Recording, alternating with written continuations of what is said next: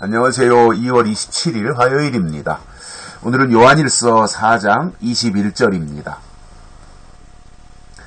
우리가 이 계명을 주께 받았나니 하나님을 사랑하는 자는 또한 그 형제를 사랑할지니라. 아멘.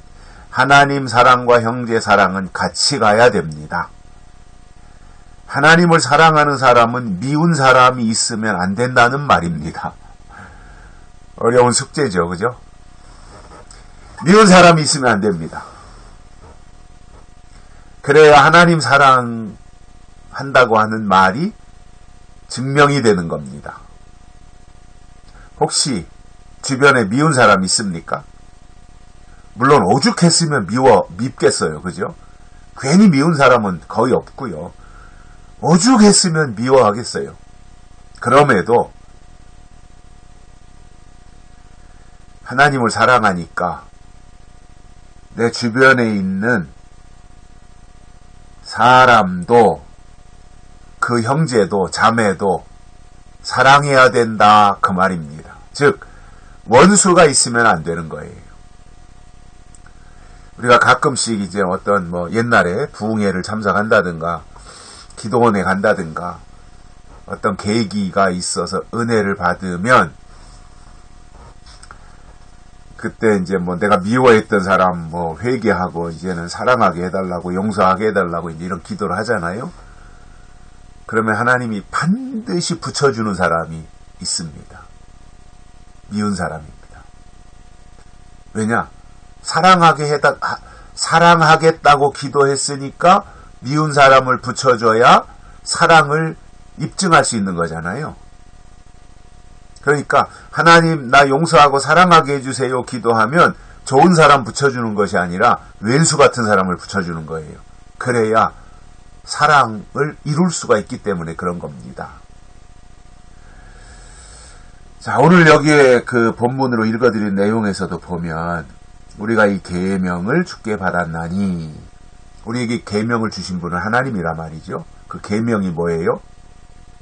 사랑이라는 계명이죠. 사랑의 계명을 주신 거예요, 하나님이. 그리고 그 계명을 우리가 받았으면 사랑해야 된다는 말이잖아요, 사랑.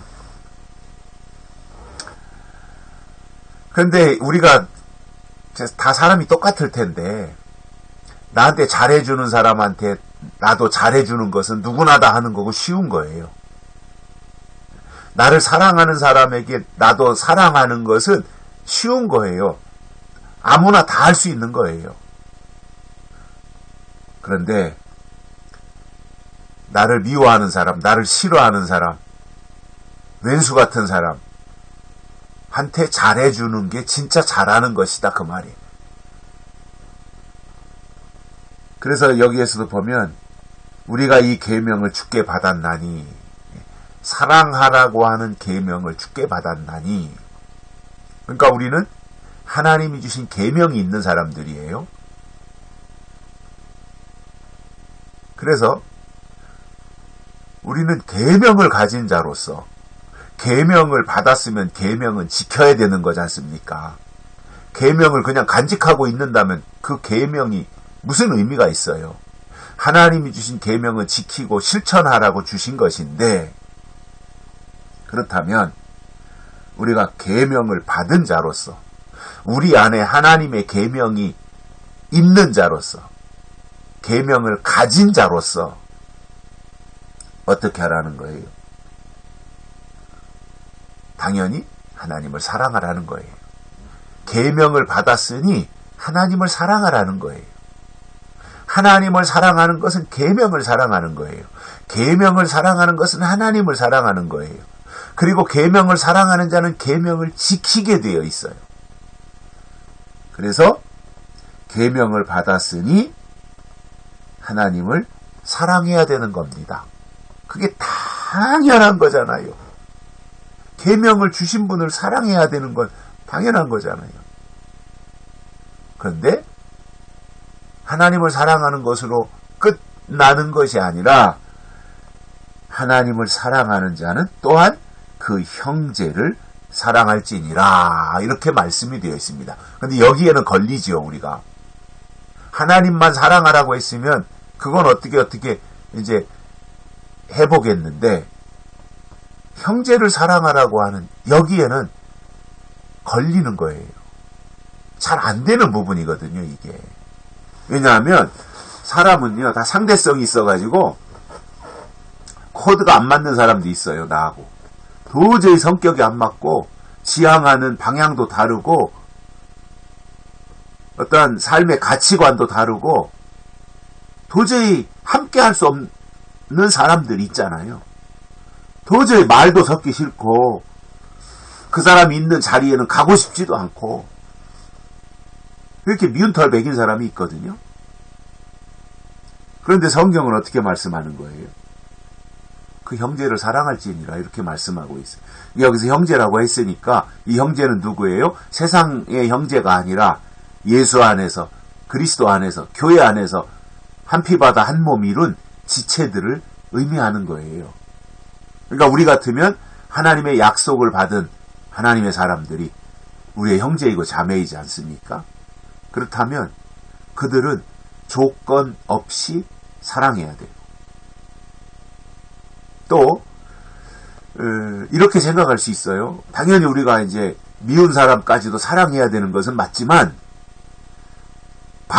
반대로 생각하면 우리가 다른 사람들에게 하나님의 약속의 말씀을 통해서 재림신앙을 가지고 있다면 다른 사람들에게 상처를 주거나 다른 사람들에게 고통을 주거나 다른 사람을 미워하거나 이러한 일을 만들면 안 되는 거지요. 그리고 어떻게 하든지 좋은 모습을 보여줘야 되고 또 좋은 사람으로 기억되어야 되고 그리고 사람과의 관계를 잘해야 되는 거잖아요. 저는 이 부분이 참 중요하다고 봐요. 대신관계 못지않게 중요한 게 대인관계거든요. 사람과의 관계가 참 중요해요. 왜냐? 우리는 사람과 함께 사는 것이고요. 쇠가 쇠를 단련하듯이 사람이 사람을 연단하거든요. 그러니까 사람 속에서 우리가 다듬어지고 깎아지고 만들어지는 거예요. 그렇기 때문에 우리가 시야를 좀 확장해서 보면 나를 미워하는 그 사람은 지금 그 사람을 통해서 하나님이 나를 다듬고 계신 거예요. 또 왼수 같은 사람이 나타나면 그 사람을 통해서 내 속에 있는 죄악의 쓴뿌리들을 뽑아내고 있는 것인지도 몰라요. 그러니까 그런 관점에서 우리가 이렇게 시야를 넓혀 나가면 형제를 사랑할 수 있고요. 또 형제들에게 고통과 아픔과 미움과 이러한 것을 주지 않고 좋은 모습으로, 좋은 관계로 만들어 갈 수 있다는 말입니다.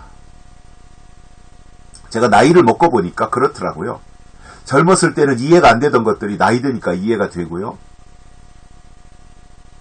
젊었을 때는 도무지 이렇게 받아들여지지 않던 것들이 나이 먹으니까 받아들여지고요. 사람이 이렇게 수용적이 되더라고요. 수용적.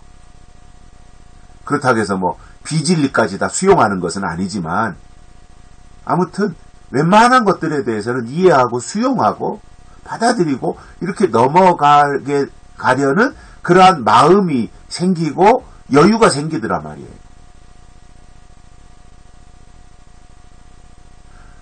그러니까 우리가 신앙생활을 하는 입장에서도 그러한 마음을 가지고 하나님의 계명이 우리 안에 있다면 그것으로 하나님을 사랑할 뿐만 아니라 형제와 자매와 이웃을 사랑하는 자세를 가지고 살아야 한다는 말씀입니다.